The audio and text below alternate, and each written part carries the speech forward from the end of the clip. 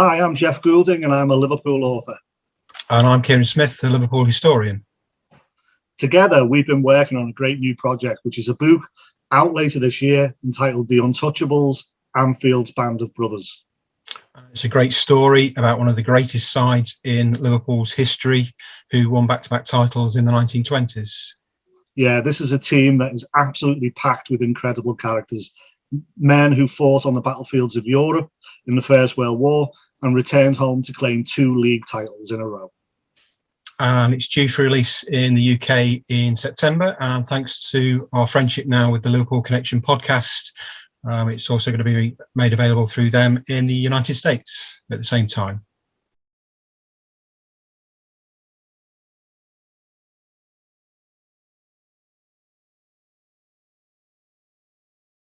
Hello and welcome to the Liverpool Connection podcast. I'm Daz, I've got Steve with me, and just want to say thank you everyone for keep on listening, subscribe and like. And today's special guest is a man that has done so much for the community back home in Liverpool. He's the Community Hub co-coordinator for the Florrie. It is Tim Tierney. How are you, mate? Fabulous, yeah. Sun shining here in Liverpool. I'm in work. It's Friday, my day of being in. And we're doing some really good stuff at the moment, trying to get back to a bit of normality. But I'm very lucky to have a job and, very lucky to be happy and healthy. Yeah, like us all as well, it's a crazy time right now, but hopefully, we'll see the light in the next 6 months, maybe. We'll see. And as you can tell, the barbers aren't open here either, so I've got this really terrible beetle haircut, which isn't even a beetle haircut, it's just gone into like a horrible bob. I look like I'm in a Charlotte and Sibu band or something, but with grey hair. I used to have that haircut when I was like 6. Me too. So I used to have a bowl head, and I liberated myself when I went to the bar with my hairdresser, Holly, who's fantastic, as an independent hairdresser called Wigwam, and I went in one day and just said, "I'll do us a favour, give me a bowl head," and I felt awfully liberated when I walked out. Cause in Liverpool, it's quite masculine going to barbers. Everyone sits behind you and listens to what you're saying, and I used to always just go in and say short back and sides. And I used to absolutely hate it. I used to feel like I was in the army or something. So the minute I got my haircut in a way that I liked it, it probably liberated me, made me feel better. But now it's growing out and looks dreadful. Hey, at least you've still got hair, Very lucky. Yeah, some people don't. But let's get on to, why Liverpool Football Club? Because, obviously when you're from Liverpool, it's either Liverpool or Everton or even Tranmere. So, your first experiences of like being a Liverpool fan? Obviously my dad, he's... I used to sit in the main stand with my dad and his 2 brothers who were twins. We had season tickets. They'd always gone. My dad saw Liverpool win numerous European Cups, numerous leagues, used to travel everywhere. Shagged school once and got in the luggage compartment of a coach and went down to Wembley with his mates, and his mum saw him on the front of the Echo at Wembley and thought he'd been in school for the day. So I'm from a very Liverpool supporting family. Never Everton, wasn't allowed. It's disgusting. It was a horrible word when I was growing up. And then, we used to go on the Cop and it was a fiver with my mates. And we could go on a Saturday and go a bit towards the game and go. And then, I remember there being a McDonald's in the Cop, and I went to Hillsborough for my 7th birthday. My birthday's 19th of April, and the game was 15th, obviously. And we had one ticket between me and my dad. And we were going in the Leppings Lane. And we saw his friend outside, and his friend swapped his ticket so I could go and sit on my dad's knee, and we were in the main stand.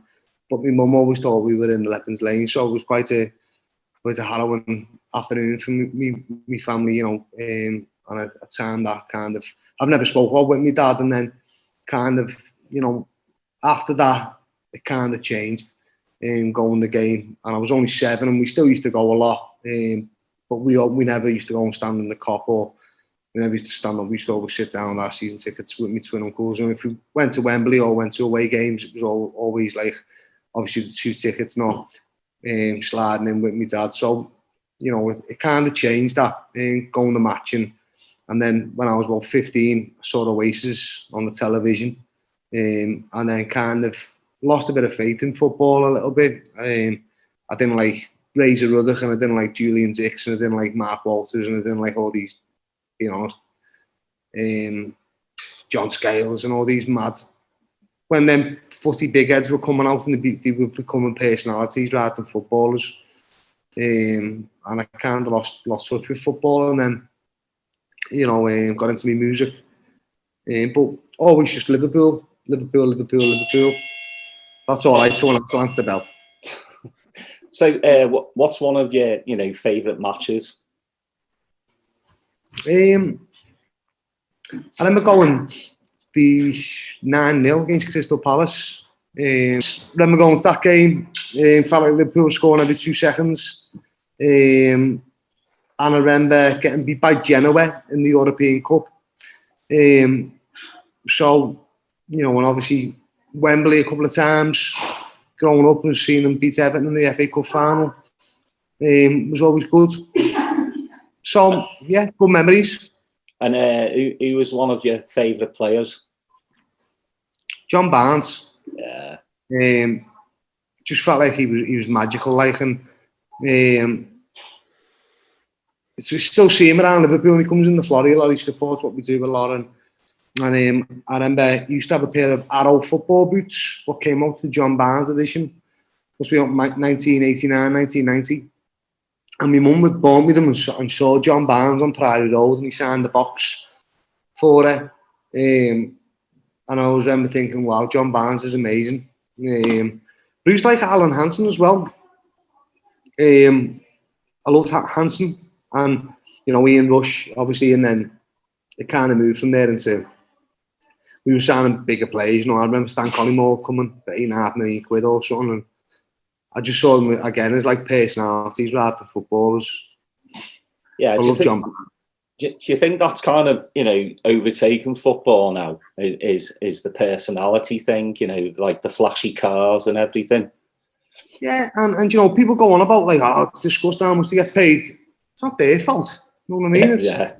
You know what I mean? It's not their problem that they can go out and buy a big car. Good on them. You know, I think, but when it, you know, I remember like, I remember Robbie Fowler lifting his t-shirt up and he had the Dockers support Liverpool Dockers t-shirt. That was brilliant. But then when people are lifting up t-shirts and it's got like pictures of like them on it, it's like, come on, you know what I mean? It's a bit silly, isn't it? Yeah, it is, but you know, that's just, you know, and we'll get on to that a bit later about Sadio as well. You know, there are a lot of down to earth football players still around. You know, I mean, you can just look. You know what happened yesterday with Jordan Henderson. You know, with doing the cyber social media stuff, because that seems to be, you know, taking over a lot as well. Like the racism, like it's so funny to me because racism has never gone away. No, totally.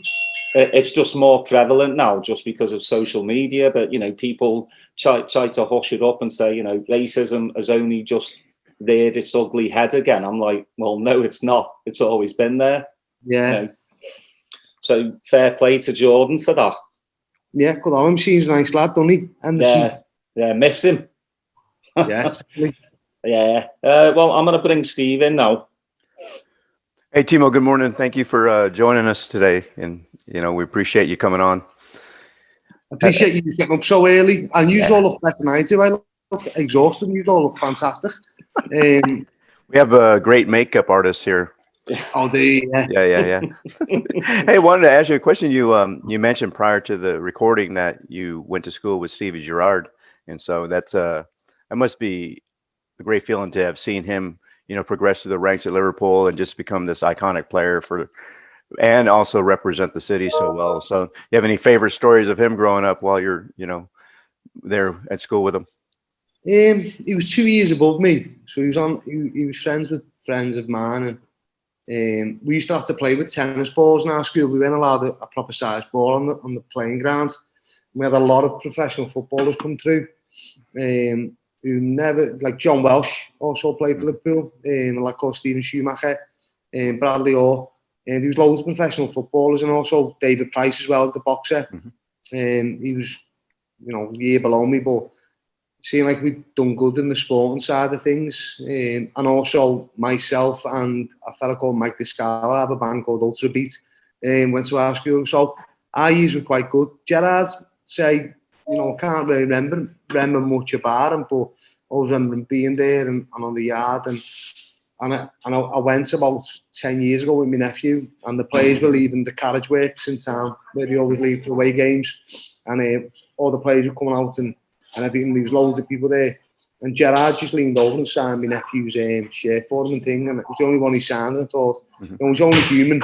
Maybe I still look the same as what I did on school and remembers me, but it was an amazing time. You know, I remember seeing him lifting the European Cup and thinking, you know, the lad who shared the playing ground with just lifted the European Cup for my team, who I've loved all my life. What a player. You know, I think he's done fantastic with his career, hasn't he? I would like to see him lift the Prem, but it didn't happen. Yeah, good on him. Good lads, good Scouse lads. Yeah, I mean, it seems like they're, you know, obviously with Liverpool and the players that in the city, they have such a great relationship, and just to see any Scouser being successful for the first team of Liverpool has to be a pretty prideful moment for those that, you know, that are still living in the city. And I know Daz is always looking to see a Scouser on the team sheet as well all the time. Yeah, it makes the difference as well, I think, doesn't it? You know, but we've always had the thing with the Northeast. You know, we're pretty similar to people up in the Northeast with working class. You know, it's same with Glasgow as well. And that year when Dalglish was came back and he bought you know, Charlie Adam, bloody Downing, Henderson.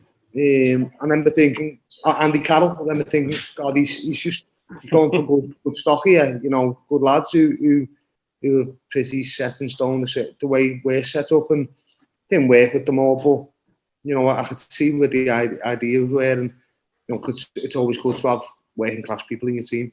You know, you and I have a thing in common that my favorite player is also John Barnes, and we had an opportunity. We brought him here to Austin a couple years ago. We had a little Legends night with him, and it was.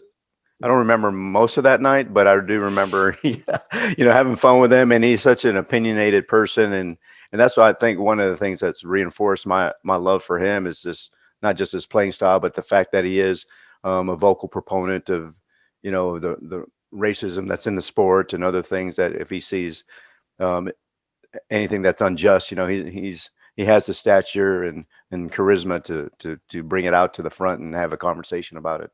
Yeah, he's very proactive, and he with all that stuff. And as I say, in the Florrie where I am now, where we're working, he comes in and supports a lot. You know, supports a lot of families and goes down and helps people out. And he's always there if we call. A special friend of his, Tony Chin, is probably his number one fan as well. Des, you want to talk about the Flurry? Well, I'm gonna let Tim talk about the Florrie, not me. Yeah, go ahead. So Tim, just tell us, you know, like a brief history of the Florrie.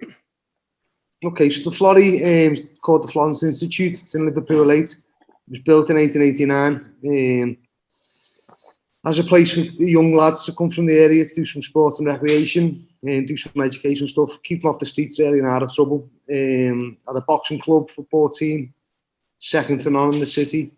Olympic silver winners in the boxing. And then in the 80s, become derelict. We opened in 2012. Bev, who in the office with now, has been here since 2012 and still is working here now and seeing it change, you know, through that time. And it's had some really tough times, but at the moment, it's you know, obviously last year's been really hard. And it's a place where people come to see other people and integrate and be sociable. But, you know, this has been where it's changed. You know, I don't think any kind of time in its history has ever been as tough as this year for people in this community. So, you know, with the support from people who donated money and sponsored families and all the rest of it on our website, if people are interested in that kind of stuff, it's, you know, we're hopefully coming out of that cloud now and moving towards doing more stuff and having people back in the building. Yeah, I've seen some of the pictures, you know, before the restoration, and it looked like, you know, it'd been bombed. Yeah, the 80s were tough here, weren't they, in Liverpool? And the building was very lucky to live through that and not be just knocked down, because a lot of buildings were just getting sacrificed, knocked down, and crappy housing was put on sites where a lot of beautiful buildings stood. So for this the community done a lot to save it, you know, and a gentleman called Tommy Bass, who was a boxer and came through the ranks here, owned a demolition company and tinned up the windows to stop any more vandalism. So if it wasn't for him, it probably would have just been knocked down. Yeah. Go ahead, Des. Sorry. No, I think it looks amazing now, you know, especially when, you know, Paul McCartney comes. No, yeah. So with that April Fools, you know, it's you know, with everyone who kind of lived through the 60s and well, from the 1890s up until the 80s, I think, you know, the Florries probably played a part in someone's life. If they're from the city, whether it's been to a wedding, whether it's been to events, whether it's learned something here, or met someone here, you know, been to an event here, whatever it is, someone's been here, I think. So it's a place with a lot of history.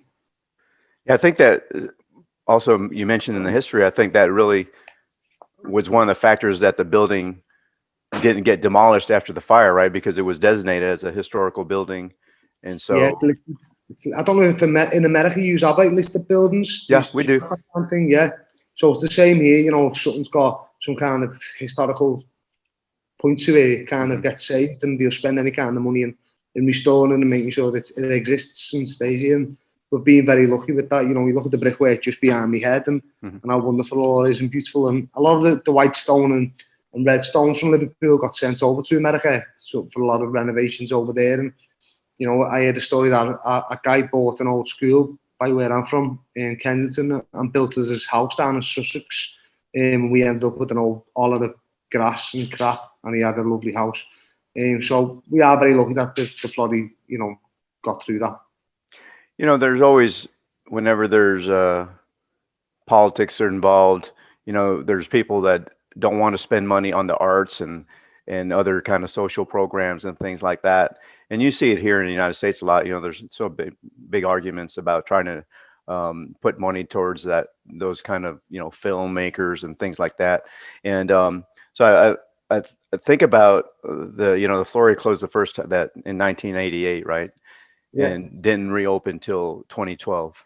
Yeah. And so to me, you know, growing up in inner city Detroit, which is not the best place to grow up at the time I was there, you know, to not have a place in your community that can bring kids in, you know, give them something to do. You know, obviously this was before, you know, video games and things like that. So you kind of, in my head, I think about how many lives could have been affected during those 24 years that it was not operating, you know? Yeah, it's well, Detroit, you know, it's pretty similar to Liverpool, isn't it? You know, it's built upon like factory work and a lot of long haul work, and there's a lot of deprivation there now, and with all the old factories being shut down and stuff. I've watched a few bits and read a few bits about Detroit. It looks a really interesting place. Yeah, and it's the same with Liverpool. You know, when we're saying there through the 80s, Liverpool had a massive, you know, problem with drugs and unemployment and the Thatcher years, and kind of we struggled through that time. I was only born 82, so I can't really remember it, but you know, I remember times being tough for a lot of people in the city, looking very grey. But you know, through me being like from about 11 to about 16, youth clubs played a massive part. I'd travel around loads of different youth clubs and go and meet other people and other kids, and it's really helped me in my later life, because I knew so many people growing up and met so many people and had loads of really nice times with loads of different people. I kind of, you see them now and it's got a real positive spin. And, you know, all right, you can sit in and play Call of Duty or play Mario Kart or whatever they play, but it's not as sociable as coming to somewhere like the Florrie, which is a youth club or an adult club where people come to meet each other and talk and share issues, share, you know, positive stories, negative stories, whatever it is. But it's, you know, it's getting to talk to people is very important, and meeting people. You know. Tell us about the staff that works there. Are there counselors on staff, or obviously you said they sponsor sport teams, so there's coaches there as well. Are they volunteers? Are they paid through donations? Or?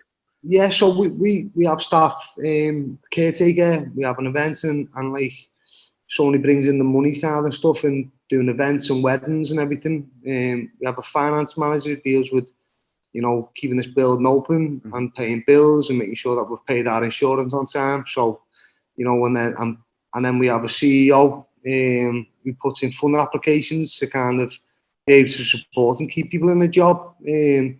I organise like the activities for adults to come to, so we have like 40 hours a week of free activities for people to come.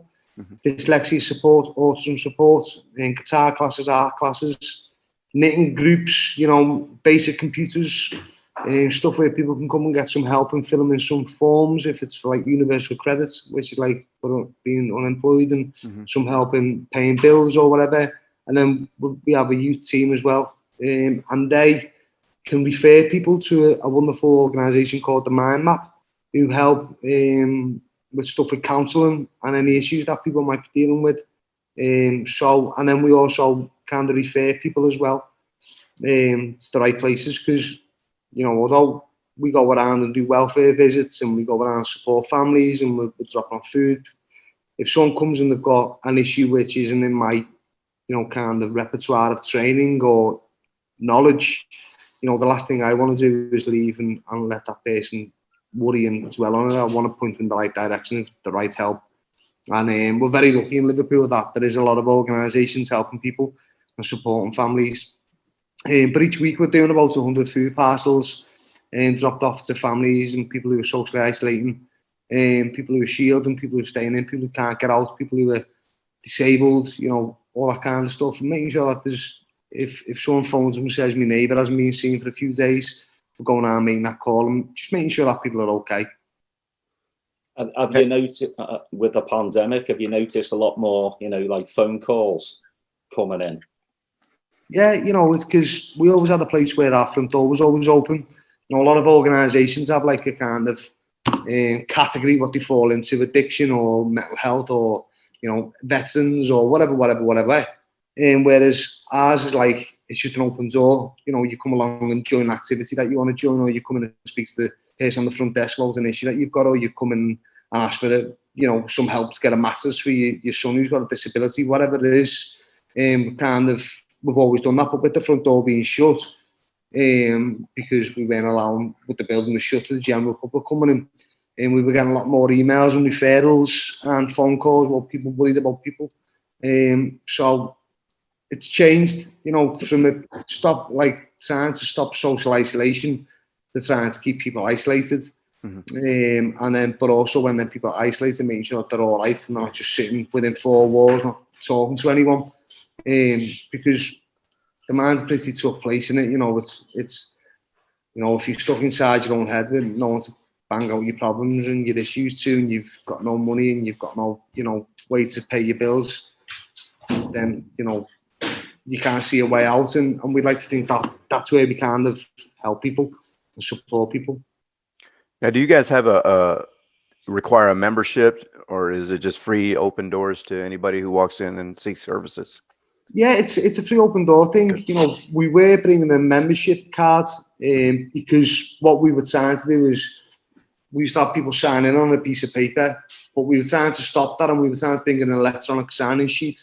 So with the membership card, you scanned your card and it saved all the rigmarole of typing in. It wasn't so much to gain people's details. We're not that kind of place where form filling and you come in and have to fill in loads of forms and join and all the rest of it. We don't do that. But we do have a members list where people can join from afar. We have a lot of Florrie old boys all around the world who have came here and moved away to as far as Australia, Dubai, America. And they want to join and be a member still. So we still send them stuff over. So if anyone's interested, there's information on that on our website, which is theflorrie.org. Yeah, I was looking at your patrons, and the KLF is one of them. Yeah. I was like, all right. I've got this on our office wall. Where is it? The Ride Shield. So Jimmy Corty comes on a lot of stuff here with the ADP, which I think went to America, didn't it? Did anyone get to see that? Which is the aftermath dislocation principle. It was like an old shipping container, and inside there was a mini world. If you haven't, have a look at it on YouTube. It was brilliant. And that was here. We had like 5,000 visitors in like 4 days or something for that. Yeah, I remember the KLF in my little rave days. Yeah, not so much little rave days, are they? When you think back, it's like, yeah, I know. Yeah. That's when we could actually go to a warehouse and kind of take it over. Yeah, without anyone knowing. Yeah, they're still trying to do that now, yeah, but till the busies show up. Yeah, and then it's run away. So obviously, Lee can't be there today. Talk about Lee, because from what I've read and from what you said as well, he's just like one of the best. I don't even like you to use the word volunteer because too much. He'll probably watch this and he won't ever come back if he thinks he's this good. He'll hand his volunteering resignation in. Does he have a live supply of Nivea men's cream now? He does, yeah, he does. And he went to his first match as well, which was the Wolves game, which we were very well looked after by Liverpool and Nivea for that. And one thing I've been speaking about when I've been doing a lot of these Zoom things and stuff about how important volunteers have been in this country, for this year. Whether it's given COVID tests at depots or now giving the vaccine, that's mostly volunteer led. And then it's like going around giving food parcels. We delivered 1,000 meals over Christmas over 5 days to people who were staying in, which was totally volunteer led. And these are all fantastic, but these are people who kind of pop in and pop out. But Lee's someone who's here more often than most to volunteer. He comes in and barks his orders. Some days he's like a foreman, and then other days, he just cracks on and he's just a good lad to be around. And it was very nice what Liverpool done for him. And Nivea, it was so heartwarming, but it was so hard in the lead up to keep the life from him, because we had to fib to him why he was coming in. And he's crafty. He knew something was going on. He was, but he was on the pretense he was coming to help me set up a cot. But he wasn't allowed to tell anyone because I was doing it all illegally. And he turned up and got the surprise, and it was really nice. I know most of you have probably seen the video who were watching this, so it was just really nice. So were you were the one to contact Liverpool Football Club? Yeah. I wrote a letter on behalf of all of us here at the Florrie. There's a level of appreciation, because volunteers don't get paid, they don't get money, don't get nothing. All they get is a thank you at the end of the day, and they should leave here feeling some kind of reward of the good that they've give to their community building or their city or their community, whatever it is, whatever they're doing. And with Lee, he's been here a long time, coming in and helping out. And I just thought it was a nice thing to do. And I know loads of people writing them letters. They must get inundated with how many there is. But I thought Lee was, different. And I knew the video was going to be good. Whatever they were going to do, I knew it would be very good. I knew his personality showed through, because, as I keep saying, he's a very good lad. He's a good person to be around. Hey, Timo, looking at the website yesterday about the Flurry, you guys not just do the social programs, but you've host art exhibits there. Obviously it's a music venue as well. Yeah. But also weddings. You have a pretty great place to host weddings there. So anybody that we should know that's gotten married there at the Flurry? Janice Long got married here. Janice Long was the radio presenter. Mm-hmm. TV personality through the 80s and 90s. And then loads of other people have been married here. Bev got married here, who I work with. Back in what year was that, Bev? 2013. Yeah.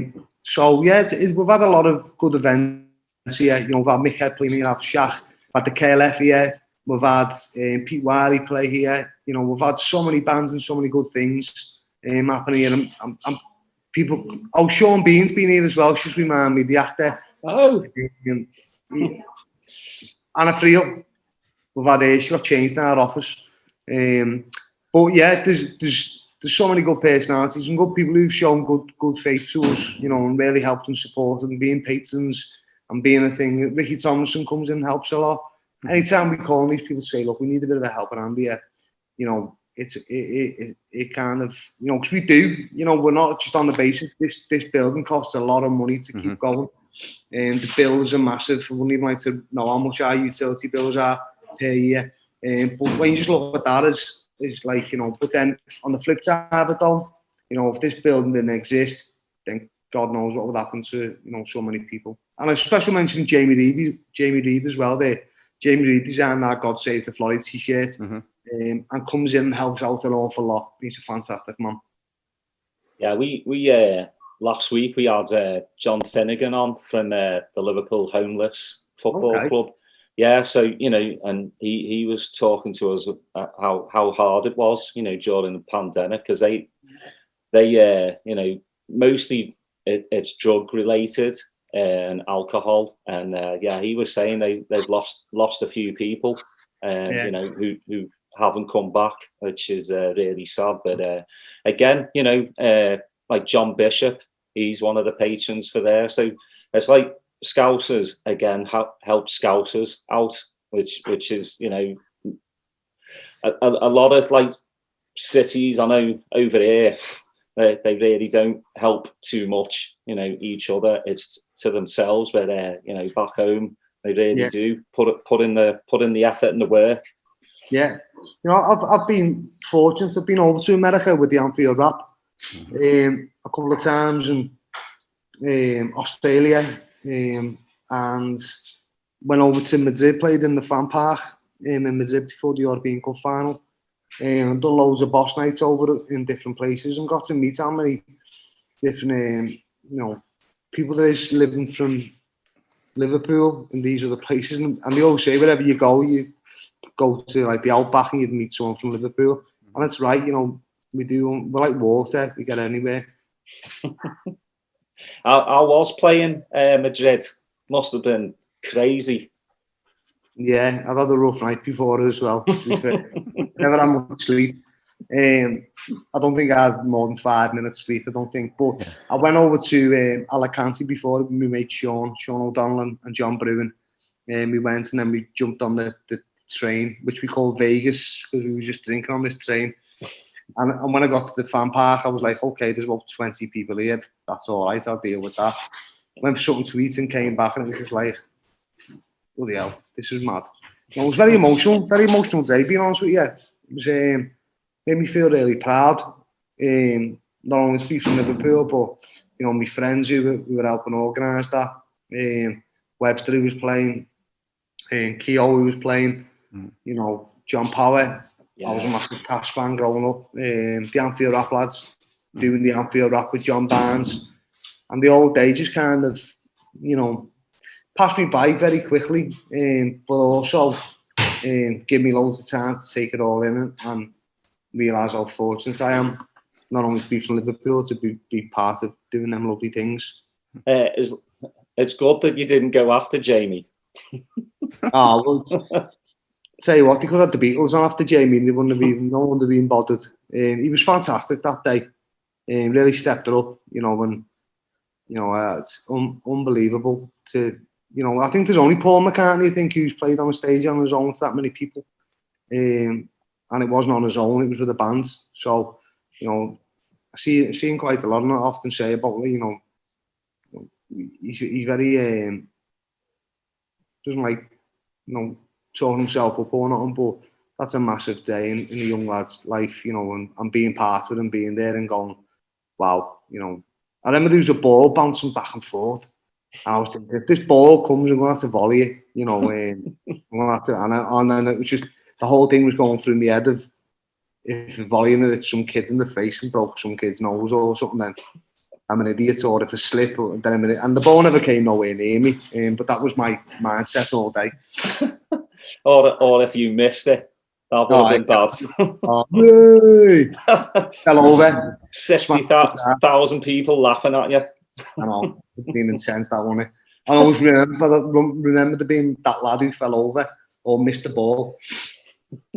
Yeah, not for singing. Yeah, that fella who tried to kick a ball and missed it. That would have been me for life. He was hungover. Yeah, he was dying on stage. Who did? What time did you actually go on? I don't know. You know what? It could have been 2 o'clock or 2:30. But I remember playing, and I remember coming off the stage, and we had a backstage in like some hotel or something. I remember going and sitting, because you could have beer off from this bar all day. I remember getting a beer, going sitting down. John Barnes was actually sat facing me. So I don't take very well to the sun. Sunshine, obviously not the newspaper. And I scroll, put my phone on. When I put my phone on, I had loads of messages off people. And like, I was just seeing a video there, you're playing and stuff. And I just took it all in. It was great. What a great time. I had a question for you, Timo. I know that you weren't working at the Florrie back then when it reopened. And, you know, Prince Charles helped reopen it, right? Now, I know depends on who you talk to in Liverpool. There's this love-hate relationship with the monarchy, obviously, you know, but how did that event and his appearance there, what did that mean to the Flurry, and how it was received by, you know, the rest of Liverpool and the country? Probably received very well. You know, it's one of the royal family coming to open a building. You know, it was £4.2 million from Heritage Lottery Fund and the Prince's Trust. Mm-hmm. The Prince's Trust is Prince Charles's charity. So without his money, it wouldn't be here. My opinion doesn't really matter. You know, he helped open this building again through sporting history and how much history there is in this building. So whatever my views are, you've got to hold your hands up there and say, good on him. You know, when he did come along for the opening, he had a pint over the road in the pub with a couple of the locals, a pint of Guinness. So, you know, you can't look no further than that, you know, and say, hands up, good on him. Yeah, it was funny, the story that I read where he didn't even know that it was part of the family's possessions, right? Then he just like learned about it. It's like, hey, we own this, and let's do something about it. Yeah, it's you know, it is down to the sporting history of this building. I think it's the first place of a baseball team, a basketball team in England or something. And the New York, Brooklyn something, the basketball team, can't remember what they're called. Globetrotters. Yeah, Harlem Globetrotters, yeah. They came to play the Florrie basketball here. Oh, nice, yeah. We had a limousine set up outside, and all the local kids were coming and getting given candy. I'd call it sweets. And they had all American candy given to the local kids around here. So, you know, you look at them kind of stories and think, God, you know, the history of this building. So, again, no matter what I think, that's irrelevant. The man helped open this building. So, you know, maybe you could, since Prince Harry has absconded with his responsibilities, maybe you can call Prince Charles and say you want his patronage, you know, just donate whatever they usually pay to Prince Harry, just donate it to the Florrie. Yeah, or maybe get Megan to come and do an acting class here.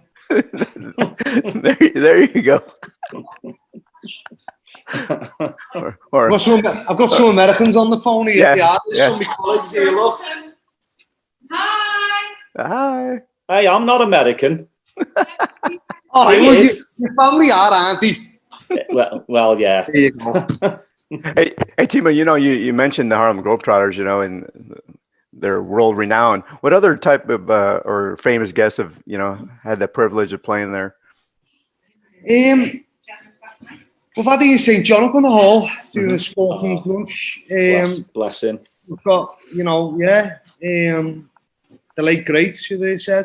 It's weird, and I don't really like talking about people being passed when you don't know them, because again, it's that thing, you know, they are just these celebrities and people who you see as superstardom in your face, and because you don't know them, it's like kind of, they'll always just be alive to me, you know. Right. So I was never going to pick up the phone to him.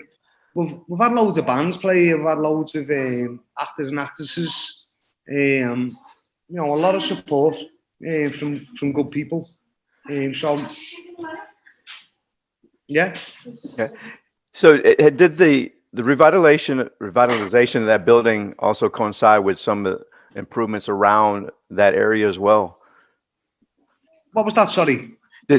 When the Florrie reopened back up, obviously pouring Yes. money into the building, did that also improve the surrounding area of town that is located in as well? I'd like to think so. Yeah, having a beautiful building like this in your community, from being derelict to being shining and looking absolutely beautiful, I think has helped the community. I'd like to think so anyway, and I think that the work that we do here and the things that we offer, we're only helping and supporting the community. We can't make or break a community, we can only add to it. Mm-hmm. So I think, they're very proud of this building around here. Mm-hmm.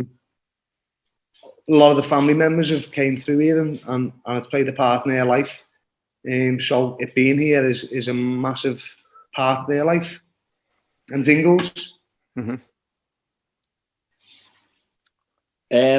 Before we go, Tim, also want to ask, when's the next T Street album coming out? Don't know. The last one took a while, so I know. we have done it. It's done. It's just getting mixed, and we've got to go into the studio and do some overdubs and stuff. But it's we've got 15 tunes for it. It's done. And then I was just on I don't know, gigging and stuff, and going to Blackburn and Bolton and Leicester and through the week, and there was times I was going to Minehead and going on Sunday playing and then driving straight home, getting home at 8 o'clock in the morning, coming straight to work. I'd like to think that one thing that this year's taught us is don't take the foot off your gas a little bit. Don't overdo yourself, and relax. Don't rush. Yeah. So the album might be in about 2040 or something. Yeah. Tim, I want to ask one more question, Des. Yeah. Obviously, with lockdown and the COVID this past year, I would imagine that has affected you guys negatively operationally, right? With revenues and things like that. So how can we, the listeners and our viewers, help provide maybe a small donation to help out? How can we do that?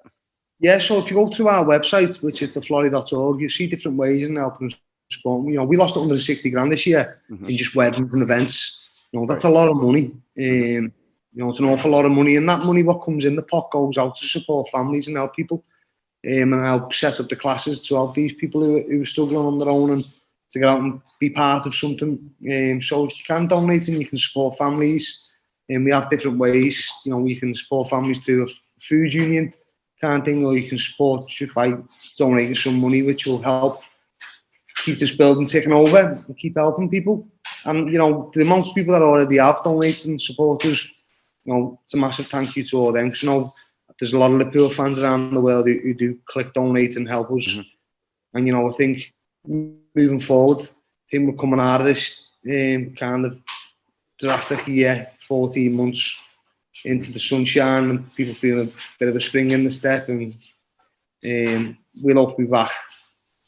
So, and we just want to remind people that this first part of the pandemic is just the first part, right? The recovery is going to be long and hard, and for mental health and physical activities and things like that. So your organization and the other ones that we speak to there in Liverpool are so important to just bringing back everybody as a community. So we definitely want to make sure that our listeners and viewers check your website out, and even small donations can help.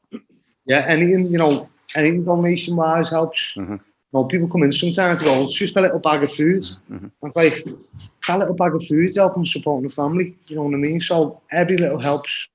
And again, just hope that everyone is okay. And thanks very much. Yes, sir. For your time.